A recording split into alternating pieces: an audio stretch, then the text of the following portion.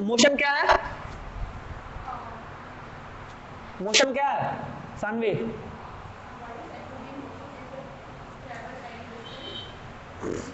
ठीक है, आपने बोला मोशन, कोई बॉडी मोशन में तब होगी जब वो कोई डिस्टेंस तय करे किसी टाइम में, क्योंकि डिस्टेंस तय करेगा तो कुछ ना कुछ टाइम उसको लगेगा ही लगेगा।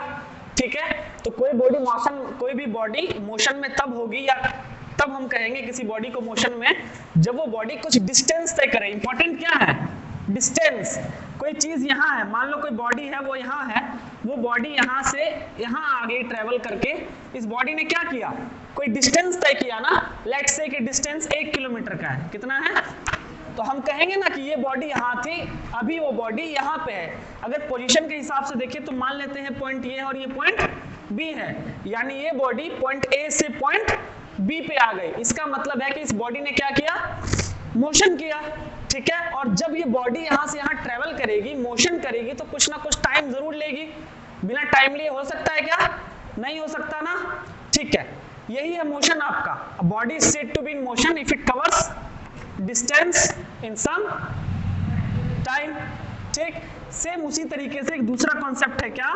रेस्ट। क्योंकि जब आप मोशन को डिफाइन करते हो या जब आप मोशन को देखते हो तो मोशन आपको ऐसे नहीं दिखेगा। मोशन हमेशा आपको रेस्ट के रेफरेंस में दिखता है। अगर आपके साथ सड़क भी चलती रहे तो आपको पता नहीं चलेगा ना कि आप मोशन में हो या नहीं हो। लेकिन आप जब किसी स्टेशनरी ऑब्जेक्ट को देखते हो, किसी रेस्ट को देखते हो, जैसे मान लो ये बंदा यहाँ खड़ा था, इसके बगल में एक पेड़ होता, क्या होता? पेड़ होता, और यहाँ पे ये पेड़ से आगे निकल जाता, पेड़ से आगे निकल के यहाँ आ जाता, तब आप समझते, या ये बंदा देखता या ये बॉडी देखता ना कि मैं पहले पेड़ के बिल्कुल पैरेलल खड़ा था, अब मैं पेड़ से आगे हूं। तो आप जब किसी मोशन को डिटेक्ट करते हो या जब आप किसी मोशन को डिफाइन करते हो, तब आप देखते हो कि आप किसी रेस्ट को रेफरेंस में लेते हो। बिना रेस्ट को रेफरेंस में लिए हुए आप मोशन को डिफाइन नहीं कर सकते। तो फिर सवाल ये उठता है कि ये रेस्ट क्या है? मोशन है तो रेस्ट होगा। रेस्ट क्या है? रेस्ट का मतलब है जब कोई बॉडी मूवमेंट ना करे, जब कोई बॉडी कोई डिस्टेंस कवर ना करे। जो बॉडी डिस्टेंस कवर नहीं करेगा, पेड़ क्या मूव करता है? नहीं करता है। आप खड़े हो, मैं अभी बिल्कुल एग्जैक्ट ऐसे खड़ा हो जाऊंगा, स्टिल हो जाऊंगा, तो मैं क्या मूव कर रहा हूं? नहीं। लेकिन अभी मान लो मैं यहाँ खड़ा हूं, इस फेस के पास खड़ा हूं, इस स्माइली के पास खड़ा हूं, आप मुझे मोशन में कहोगे ना। क्यों? क्योंकि स्माइली वही रह गया, वो रेस्ट में है तो वो वही रह गया और मैं उससे आगे निकल आया। तो मेरी बॉडी किसमें है? मोशन में है। किसमें है? मोशन में है। और जो मोशन में ना हो उसको हम बोलते हैं रेस्ट। तो रेस्ट क्या करता है? रेस्ट कोई डिस्टेंस कवर नहीं करता, कोई डिस्टेंस कवर नहीं करता ना। अब चूंकि डिस्टेंस कवर नहीं करेगा तो वो कोई टाइम भी कंज्यूम नहीं करेगा। ये है आपका मोशन और ये है आपका रेस्ट। अब इस कॉन्सेप्ट को इस्तेमाल में लाते हुए कि जब कोई बॉडी मोशन में होता है तो वो डिस्टेंस कवर करता है और कुछ टाइम कंज्यूम करता है, इसी कॉन्सेप्ट को जब हम आगे बढ़ाते हैं तो फिर एक सवाल आता है कि मोशन अगर हुआ तो डिस्टेंस तय हुआ और कुछ टाइम लिया, तो कितना टाइम लिया या कितना डिस्टेंस कवर किया? ये दो फैक्टर डिफाइन करते हैं स्पीड को। किसको? स्पीड को। तो आपकी स्पीड क्या हो जाती है? रेट ऑफ मोशन, है कि नहीं? रेट ऑफ मोशन कहने का मतलब है कि मोशन जो हुआ, जो मूवमेंट हुआ, जो डिस्टेंस कवर हुआ, वो कितना फास्ट या कितना स्लो हुआ, यही तो है रेट ऑफ मोशन। तो आप स्पीड को कैसे डिफाइन कर सकते हो? रेट ऑफ मोशन कह के। अब चूंकि रेट ऑफ मोशन मैंने बोला, जैसे हम कहते हैं कि दूध क्या है? 10 रुपए लीटर है, तो हम क्या बताते हैं? 10 रुपए 1 लीटर का दाम है, यही बताते हैं ना। सेम उसी तरीके से जब हम कहते हैं स्पीड क्या है, या जब हम स्पीड का फॉर्मूला डिराइव करेंगे, या जब हम स्पीड को कैलकुलेट करेंगे, क्योंकि ये क्वांटिटीज है ना, स्पीड क्या है? क्वांटिटी है, स्केलर क्वांटिटी है, तो हम क्वांटिटी को फाइंड आउट भी तो करेंगे। क्वांटिटी जब पढ़ रहे हैं या कोई क्वांटिटी है तो हम उस क्वांटिटी को निकाल सकते हैं ना। आपको चीनी तौलना है, अगर चीनी 40 रुपए किलो है तो आप उस क्वांटिटी को तौल सकते हो ना। सेम उसी तरीके से स्पीड क्या है? Rate of motion. तो हम इस क्वांटिटी को कैलकुलेट भी तो करेंगे। तो कैलकुलेट कैसे करेंगे? जब कोई बॉडी है वो मोशन में है, उसका मोशन का जो रेट है वो कैसा है, कितना है, इसको कैसे पता करेंगे? उसको पता करने का तरीका है क्या? डिस्टेंस। मोशन क्या है? डिस्टेंस कवर्ड, यही है ना। तो आपका स्पीड क्या हो जाएगा? Distance covered upon time. कि स्पीड यानी रेट ऑफ मोशन क्या है? तो जितना डिस्टेंस कवर किया उसने और कितना टाइम उसने कंज्यूम किया, यही आपका स्पीड का फॉर्मूला निकल जाता है। स्पीड निकालने का फॉर्मूला निकल जाएगा आपका। अब इसमें एक चीज आप और ध्यान से देख सकते हो, ध्यान देने वाली बात यह है कि जो आपका स्पीड है और जो डिस्टेंस है और जो टाइम है, ये आपस में इंटर रिलेटेड है। क्या है? Inter related. अब पूछोगे सर कैसे इंटर रिलेटेड है? तो इंटर रिलेटेड ऐसे है कि अगर आप स्पीड को बढ़ा दो तो टाइम क्या हो जाएगा? कम। टाइम कम लगेगा ना। अगर मुझे कोई जर्नी कंप्लीट करने में 2 घंटे लग रहा है 40 किलोमीटर प्रति घंटे के रफ्तार से, अगर मैं अपने स्पीड को डबल कर दूं, अगर मैं अपने स्पीड को 80 किलोमीटर पर आवर कर दूं, तो मुझे कितना टाइम लगेगा? हाफ। जितना लग रहा था पहले उससे आधा। यानी स्पीड अगर हम बढ़ा देंगे तो टाइम कंजप्शन कम हो जाएगा। डिस्टेंस में कुछ असर नहीं पड़ेगा क्योंकि डिस्टेंस क्या है? फिक्स है ना। डिस्टेंस क्या है? फिक्स, वो बदल नहीं सकता। अगर मैं 5 मीटर चला तो मैं 5 मीटर चला, है कि नहीं? लेकिन अगर मैं स्पीड बढ़ा दूंगा तो टाइम घट जाएगा, और अगर स्पीड घटा दूंगा तो मेरा टाइम बढ़ जाएगा, लेकिन डिस्टेंस किसी भी जर्नी का हमेशा फिक्स रहेगा। क्लियर है? अब इसी से कॉन्सेप्ट आता है कि डिस्टेंस क्या है। तो आपका डिस्टेंस क्या है? कि जिस रास्ते पे आप चल रहे थे,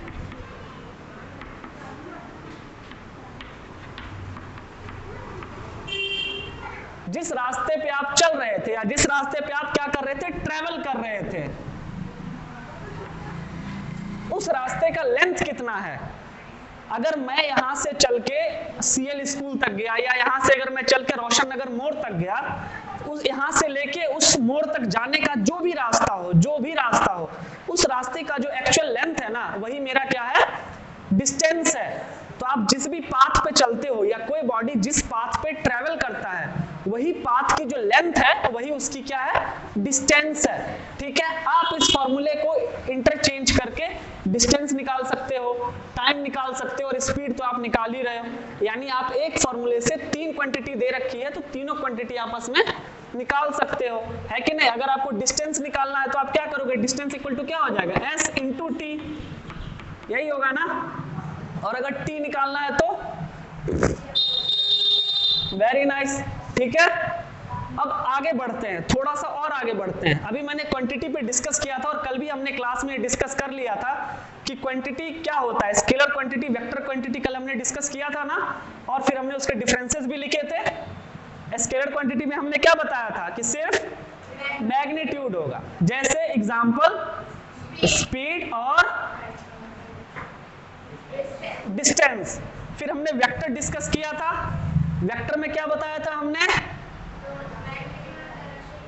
magnitude of direction, example velocity. Very nice. अब हमारा अगला टॉपिक है अब एवरेज स्पीड। क्या है? Average speed. Speed, average speed.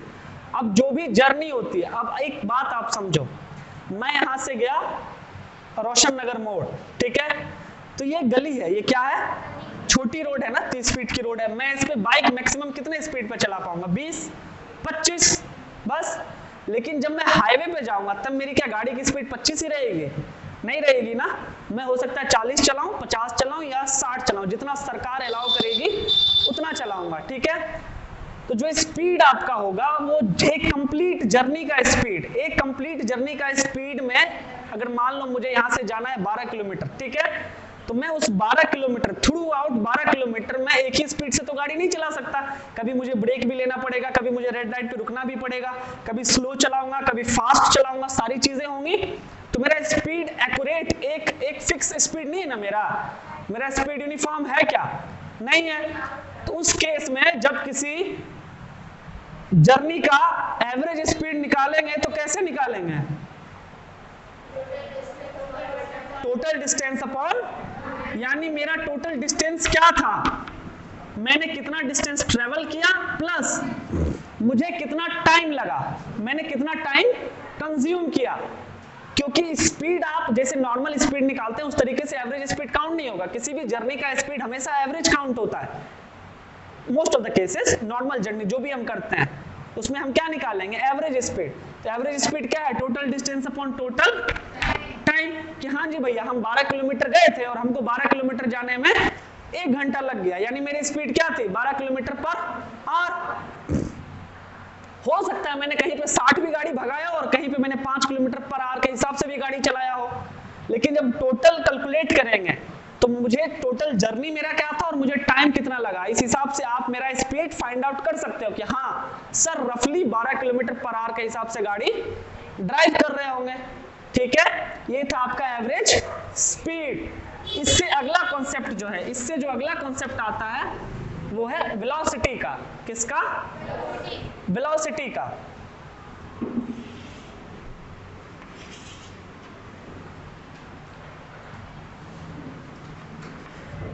Velocity से पहले अगर हम डिस्प्लेसमेंट पढ़ ले तो ज्यादा बेटर रहेगा, क्या कहते हो, है कि नहीं? ठीक है, डिस्प्लेसमेंट क्या होता है तुम्हारे हिसाब से? अब मान लीजिए पॉइंट ए है, ये मेरा घर है, या मान लो आप कोचिंग पे हो, पॉइंट ए क्या है आपका, कोचिंग है, आपको सानवी का घर यहाँ है, कहाँ है, पॉइंट बी पे सानवी का घर है। ठीक है, अब यहाँ से 2 रास्ते हैं, आप यहाँ से सीधा जाओ, शिव मंदिर है यहाँ पे, क्या है, शिव मंदिर है, यहाँ से होके सानवी के घर चले जाओ। ठीक है, ये पहला रास्ता है। दूसरा रास्ता है कि यहाँ से जाओ, हनुमान मंदिर है यहाँ पे, हनुमान मंदिर होते हुए फिर सानवी के घर चले जाओ। ठीक है, ठीक है, और एक तीसरा रास्ता है कि आप सीधा शॉर्टकट मार दो, सानवी के घर चले जाओ। ये जो लेंथ है ये 2 मीटर है, मान लो 2 किलोमीटर और प्लस ये 1 किलोमीटर। ठीक, सेम यही, यहाँ 1 किलोमीटर मान लो और यहाँ 2 किलोमीटर मान लो। ठीक है, मान लेते हैं कि इधर से जाते हैं तो सानवी का घर हमें कितना दूर पड़ेगा, 2 किलोमीटर प्लस 1 किलोमीटर, ये हमारा डिस्टेंस है। Very nice. अगर इधर से जाते हैं हनुमान मंदिर होके तो 1 किलोमीटर प्लस 2 किलोमीटर, ये भी हमारा डिस्टेंस है। लेकिन किसी ने मुझे बोला कि सर ये गली से होके सानवी का घर मिल जाएगा आपको, बड़ा जल्दी मिल जाएगा। जब मैं इस रास्ते पे चला तो मुझे सिर्फ 1 किलोमीटर चलना पड़ा। ठीक है, ये क्या है, आप इधर से भी जा सकते हो, बिल्कुल जा सकते हो, आप इधर से भी जा सकते हो, बिल्कुल जा सकते हो, लेकिन ये दोनों आपका क्या है, डिस्टेंस है। तो फिर डिस्प्लेसमेंट क्या है, डिस्प्लेसमेंट है पॉइंट ए से पॉइंट बी का शॉर्टेस्ट डिस्टेंस, यानी एक पॉइंट से दूसरे पॉइंट पे जाने का जो शॉर्टकट है, जो सबसे छोटा रास्ता है, दैट इज योर डिस्प्लेसमेंट, यानी shortest distance between initial position and final position, आपके दोनों पोजीशन के बीच में जो शॉर्टेस्ट डिस्टेंस है, यानी डिस्प्लेसमेंट क्या है आपका, shortest distance between initial position and final position, है ना। Point A to point B के बीच की जो सबसे छोटी दूरी है वो क्या है आपकी, डिस्प्लेसमेंट है। डिस्प्लेसमेंट वेक्टर क्वांटिटी है, क्या है, वेक्टर क्वांटिटी। क्योंकि देखो जब हम शॉर्टकट लेते हैं तो वो स्पेसिफिक डायरेक्शन में होता है ना, तो इसमें मैग्नीट्यूड है क्या, तो डिस्टेंस, लेकिन एक डायरेक्शन भी तो है, तो जिसमें मैग्नीट्यूड भी है डायरेक्शन भी, वो क्या है, वेक्टर है। इसलिए हमारा डिस्प्लेसमेंट क्या है, वेक्टर क्वांटिटी है। ठीक है, अब डिस्प्लेसमेंट आप समझ गए। अब डिस्प्लेसमेंट की सबसे खास बात देखो क्या है, आप इसको और समझो। मान लो ये एक स्विमिंग पूल है, क्या है, इसकी लेंथ है 50 मीटर, क्या है, एक स्विमर है, ठीक है, वो कूदा यहां से यहां गया और यहां से वापस यहां आ गया। ठीक, ध्यान से सुनना, स्विमर यहां से कूद के यहां गया, इस पॉइंट को टच करके वापस आ गया, तो इसने कितना डिस्टेंस कवर किया, 50 मीटर का पूल है तो इसने कितना डिस्टेंस किया, 50 मीटर जाने में, 50 मीटर आने में, तो इसने टोटल डिस्टेंस कितना कवर किया, 100 मीटर। लेकिन अगर मैं आपसे पूछूं कि इसने डिस्प्लेसमेंट कितना किया, तब आप क्या बताओगे, 0। वेरी नाइस, 0 क्यों, क्योंकि इसका इनिशियल पोजीशन भी यही था और इसका फाइनल पोजीशन भी यही था, तो डिस्प्लेसमेंट इसका क्या हो जाएगा, 0 metre. Why? Because initial and final, initial position and final position are same. जब किसी बॉडी का इनिशियल पोजीशन और फाइनल पोजीशन सेम होगा उस केस में डिस्प्लेसमेंट क्या हो जाएगा? 0. यानी किसी भी जर्नी का डिस्प्लेसमेंट 0 हो सकता है, लेकिन यहां डिस्टेंस क्या था हमारा? 0 हुआ क्या? नहीं हुआ ना. क्यों? क्योंकि डिस्टेंस क्या? Actual length. आप जब पाथ पे चलोगे वापस आ जाओगे तो आपने जो टोटल डिस्टेंस कवर किया वो क्या है? पाथ की लंबाई जाने की प्लस पाथ की लंबाई आने की. इसीलिए आपका डिस्टेंस कभी भी 0 नहीं हो सकता, लेकिन आपका डिस्प्लेसमेंट 0 हो सकता है. तो अगर सवाल आए और बहुत बार सवाल आता है कि डिस्टेंस और डिस्प्लेसमेंट में क्या डिफरेंस है, आपको दे देगा 9th के फाइनल में भी पेपर में आता है, आपके SA1 में आ जाएगा, यूटीज में आ जाता है कि right difference between displacement and distance. या इस तरीके का क्वेश्चन भी हो सकता है आपसे पूछ ले वर्ड प्रॉब्लम में, तो आप वहां क्या बताओगे? आप यही बताओगे कि डिस्प्लेसमेंट और डिस्टेंस में क्या डिफरेंस है. तो एक स्केलर क्वांटिटी है, दूसरा वेक्टर क्वांटिटी है ना. दूसरा चीज क्या बताओगे कि डिस्प्लेसमेंट 0 हो सकता है लेकिन डिस्टेंस कभी भी 0 नहीं हो सकता है. ये डिफरेंसेस आप लिख सकते हो ना. Very nice. अब आते हैं अलग टॉपिक पे. अगला टॉपिक हमारा क्या है? वेलोसिटी. डिस्प्लेसमेंट डिस्टेंस में कोई कंफ्यूजन, कोई डाउट, कोई क्वेरी?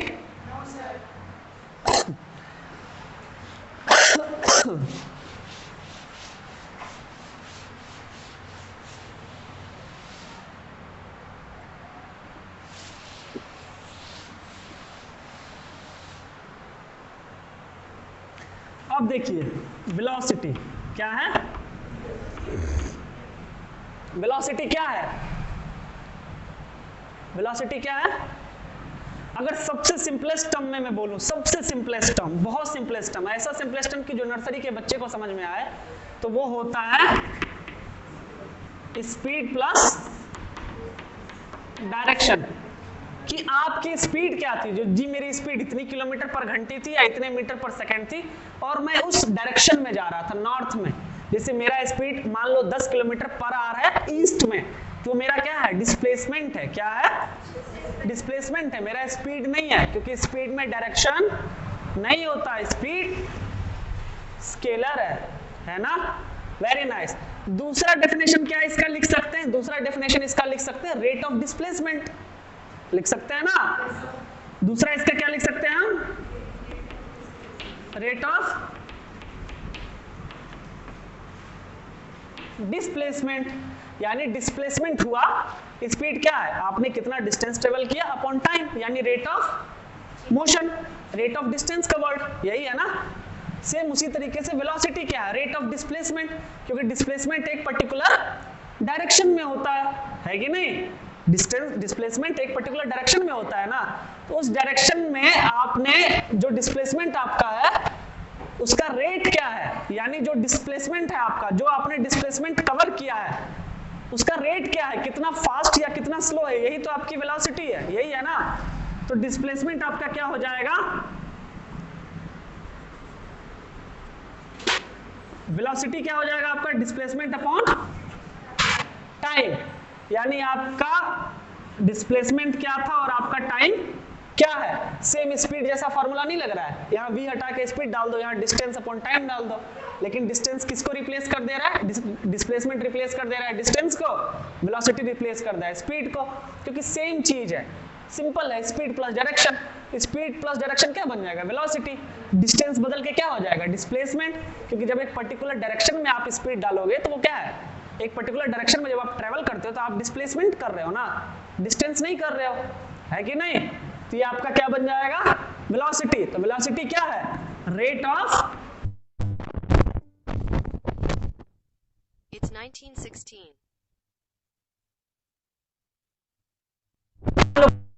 वो यहां से यहां गई, डिस्प्लेसमेंट हुई पॉइंट ए से पॉइंट तक,